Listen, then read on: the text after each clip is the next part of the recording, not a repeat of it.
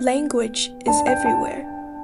Before we can explain the world, we learn to name it. We learn the names of people, places, feelings, and ourselves.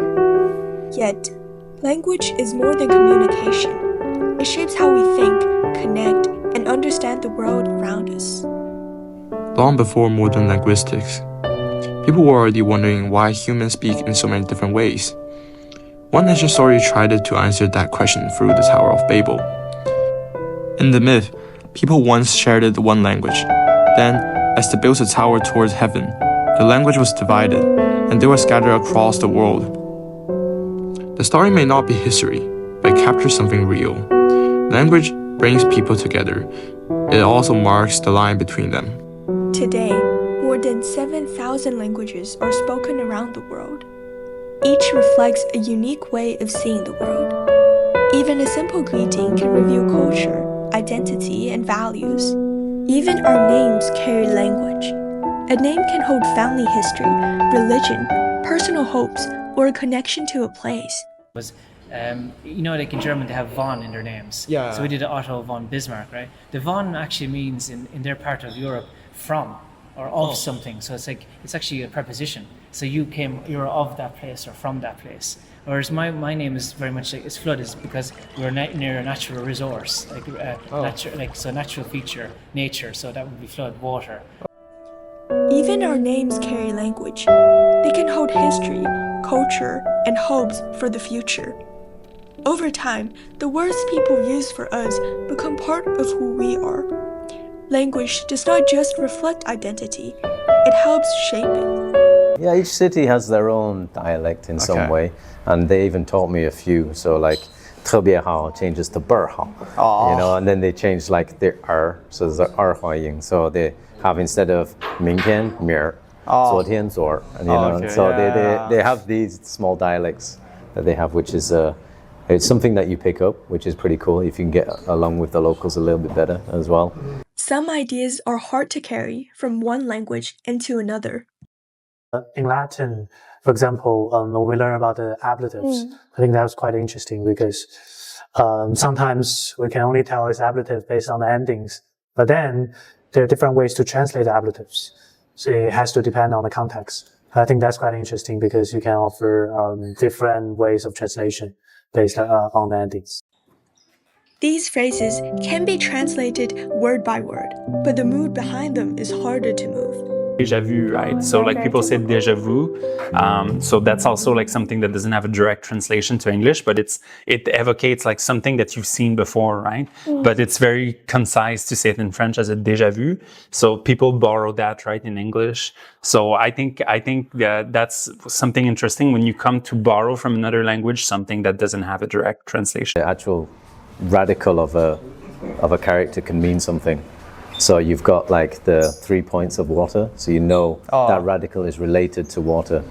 Or like say the person or hand. There's loads of different radicals, which is really interesting, and it helps you kind of understand things a little bit better, puts things in more perspective.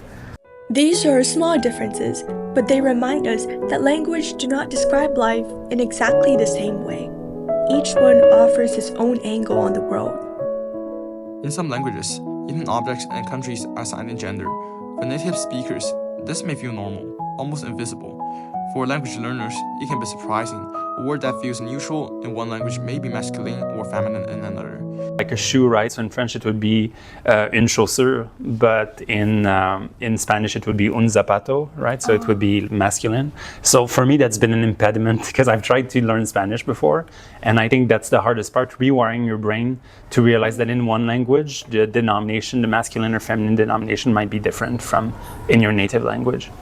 Researchers have suggested that these patterns can affect perception in subtle ways, not always directly, but language can quietly shape the association people make before they even notice them. A lot of the cities and the countries' names are in feminine, in Latin. We see the same in English, kind of, when we see, in Chinese, when we say like 祖国母亲. Yeah, so I think that's kind of the thing that a lot of languages share across different cultures, when we connect your country or your city with, something that nurtures you. Across history, certain expressions have reflected gender roles, social status, and cultural expectations. Even today, people still debate on which words carry stereotypes from the past. The words we choose matter. They do not only describe the world. Sometimes they train us how to see it. I've heard that concept before of like the Sapir-Whorf hypothesis, where the language that you speak influences the way that you think, right? Yeah. And I think I've noticed that a lot in Thailand because the Thai language is very focused on respect, right? So for example, like everybody will say at the end of every sentence like ka or kap, that's like how you signify respect to the person that you're speaking to. And I think that has made that's embedded into their language. And I feel like Thai people tend to be seen as people who are very respectful and for whom respect is a very important value. So it's hard to say if it's like built into their language because they were respectful people to begin with, or if they became like known for that kind of like inclination for respect because it's part of their language. So it's like the chicken or the egg, right? We don't know. But I think definitely there's a connection between the language that you speak and the way that you process thoughts, right?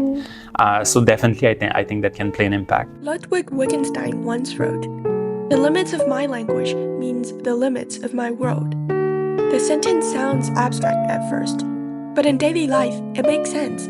When I communicate someone, for example, sometimes I need to want to express an idea in Latin that doesn't have a perfect translation. And also just offer me more perspectives, I guess. I can read all those works in the original language. I think that's really cool.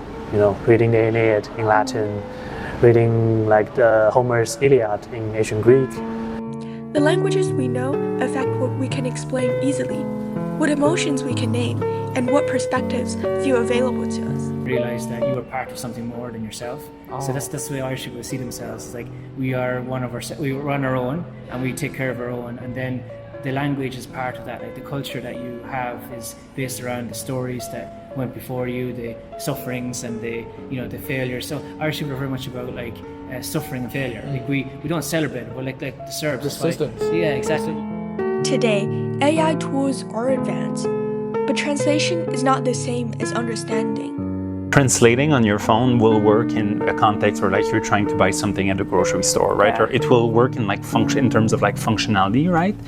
But then that wouldn't work when you're trying to develop a friendship with someone and you're trying to convey some like deeper, more meaningful ideas to build that bond between two people, right?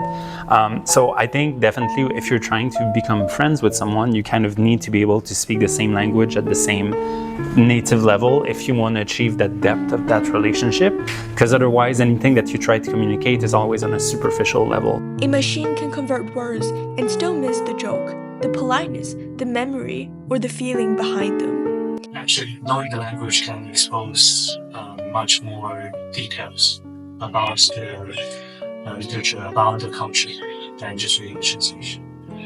Language is not only something we hear. Some languages are visual. Sign languages use hands, facial expressions, space, and movement to build meaning. I can think of like two languages that are kind of universal, right? Music and math. So in that respect, even though it's not like communication in the way that we think of in terms of language, those are languages that, for me, a universal language is something that reveals like fundamental truths about how the universe works, and that is fundamentally connected to the physics of our world, and both math and music are. So I think that's a romantic concept to think of, that like, even though sometimes as a person we feel divided based on the language that we speak, but when you look at things like this, like math and music that kind of unify people, I think that's what makes you realize that even though it seems like it's an insurmountable barrier, we still have a lot more similarities in terms of like what we respond to than differences. These systems are different from spoken languages. But behind them is the same desire to reach another mind. Language no longer feels like something outside us. It is how we remember, how we connect, and how we belong. Bonjour, je suis un prof d'histoire. Всем привет, меня зовут Алексей, я работаю в Bonjour, mon nom est Chris, je viens de Montréal.